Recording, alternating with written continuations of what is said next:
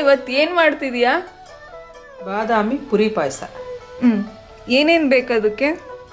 ಸಕ್ಕರೆ, ಹಾಂ, ಬಾದಾಮಿ, ಗೋಧಿ ಹಿಟ್ಟು, ಗಸಗಸೆ 1 ಸ್ಪೂನು, ಆಮೇಲೆ ಸ್ವಲ್ಪ ಇದು ಕೇಸರಿ ದಳಗಳು, ಹಾಲಿನಲ್ಲಿ ನೆನೆಸಿದ್ದು, ಏಲಕ್ಕಿ, ಇದು ಪೂರಿ ಕಲ್ಸ್ಕೊಳ್ಳೋಗೆ ಗೋಧಿ ಹಿಟ್ಟು ಫಸ್ಟ್ ಏನು ಮಾಡಬೇಕು? ನೀರು ಕುದಿಯೋಕೆ ಇಡಬೇಕು. ಅದರೊಳಗೆ ಬಾದಾಮಿ ಹಾಕಬೇಕು. ಒಂದು 4 ಜನಕ್ಕೆ ಎಷ್ಟು ಬೇಕೋ ಅಷ್ಟು.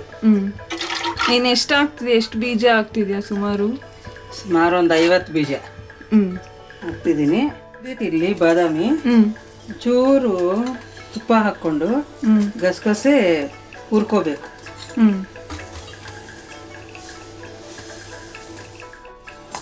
ಹುರ್ಕೋಬೇಕು ಸ್ವಲ್ಪ, ತುಂಬ ಕೆಂಪಾಗಬಾರ್ದು. ಸಣ್ಣೂರಲ್ಲಿ ಹುರ್ಕೋಬೇಕು. ಇದ್ರ ಜೊತೆಗೇನೆ ಏಲಕ್ಕಿ ಹಾಕಬೇಕು. ಏಲಕ್ಕಿ ಹಾಕಿ ಸ್ವಲ್ಪ ಬಿಸಿ ಮಾಡ್ಕೋಬೇಕು. ಆಯಿತು, ಆಫ್ ಮಾಡ್ತೀನಿ. ಇದು ಆಫ್ ಮಾಡ್ತೀನಿ. ಇದು ಸಾಕ ಇಷ್ಟು ಕುದ್ರೆ? ಓದಿಸ್ಕೋಬೇಕು. ಸ್ವಲ್ಪ ತಣ್ಣೀರು ಹಾಕಿ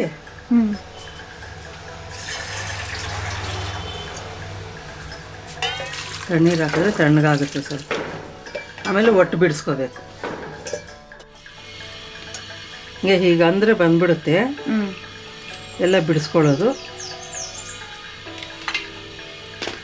ಬಾದಾಮಿ ಬಿಡಿಸಿದ್ದಾಗಿದೆ. ರುಬ್ಕೋಬೇಕು. ಬಟ್ಲು ಸಕ್ಕರೆಗೆ 3/4 ಬಟ್ಲಿದೆ ಅನ್ಕೋ. ಸಕ್ಕರೆಗೆ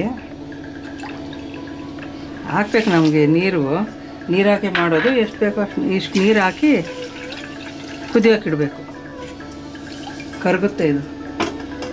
ಈಗ ಬಾದಾಮಿ ಹಾಕ್ತೀನಿ. ಅದಾದಮೇಲೆ ಹುರಿದಿರೋ ಗಸಗಸೆ, ಏಲಕ್ಕಿ, ಗಸಗಸೆ ಇದೆ. ಸ್ವಲ್ಪ ನೀರು ನಾನು ರುಬ್ಕೊತೀನಿ.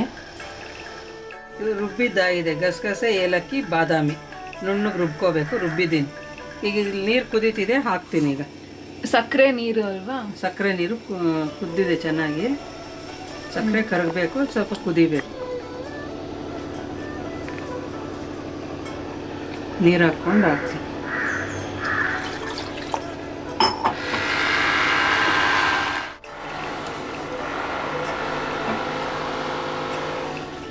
ಎಷ್ಟೊತ್ತು ಕುದಿಬೇಕು?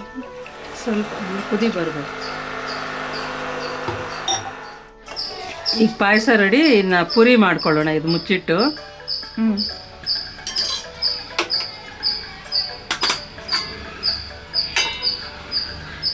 ಈಗ ಏನು ಮಾಡ್ತೀರಿ?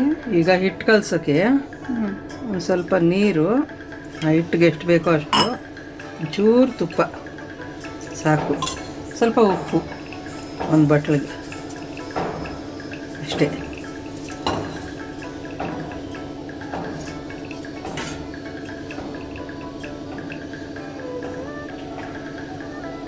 ಉಪ್ಪು ಕರಗಿದ ಮೇಲೆ ಈ ಹಿಟ್ಟು ಹಾಕ್ಕೊಳ್ಳೋದು.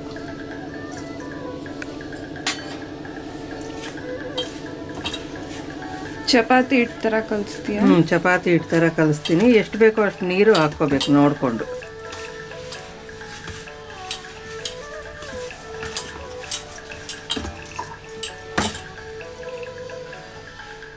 ಕಲಸಿದ್ದಾಯಿತು.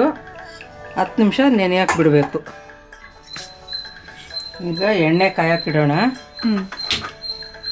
ಎಣ್ಣೆ ಕಾಯ್ತಿರುತ್ತೆ. ಈಗ ಪೂರಿ ಮಾಡ್ತೀನಿ.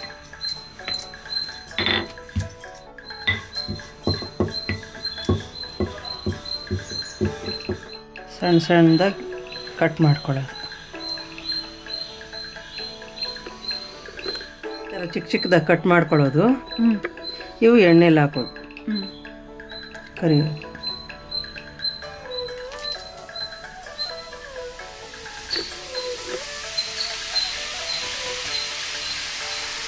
ಸಣ್ಣೂರಿಲ್ಲೇ ಇಟ್ಕೋಬೇಕು.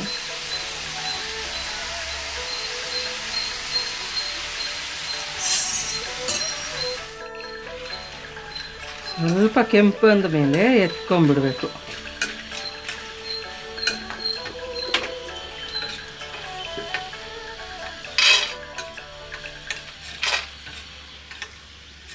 ಪುರಿಗಳು ಮಾಡ್ಕೊಳ್ಳೋದು. ಇವು ಇದ್ರೊಳಗಾದರೂ ಹಾಕ್ಕೊಂಬಿಡ್ಬೋದು ಮೆತ್ತಗಿರಬೇಕು ಅಂದರೆ. ಇಲ್ಲಾಂದರೆ ಗರ್ಗರಿ ಬೇಕು ತಿನ್ನೋವಾಗ ಅಂದರೆ ಪಾಯಸ ಕೊಡೋವಾಗ ಮೇಲ್ಗಡೆ ಹಾಕಿ ಕೊಡ್ಬೋದು.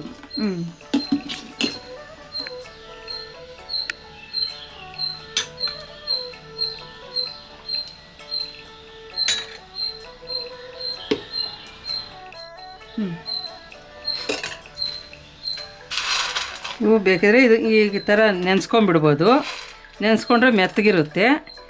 ಇಲ್ಲ ಅಂದರೆ ಇದು ಗರ್ಗರಿ ಬೇಕು ಅಂದರೆ ಮೇಲ್ಗಡೆ ಹಿಂಗೆ ಹಾಕ್ಕೊಂಡು ಕೊಡೋವಾಗ ಹಾಕಿ ಕೊಡ್ಬೋದು.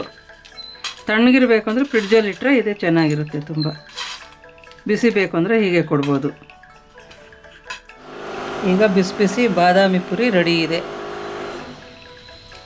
ಆದರೂ ಅರ್ಜೆಂಟಾಗಿ ಬಂದಾಗ ಮತ್ತು ಹಬ್ಬಗಳಿಗೆ ಮಾಡ್ಕೋಬೋದು. ದೇವ್ರ ನೈವೇದ್ಯಕ್ಕೆ ಇಡ್ಬೋದು. ತಿನ್ನೋಕ್ಕೂ ತುಂಬ ಚೆನ್ನಾಗಿರುತ್ತೆ.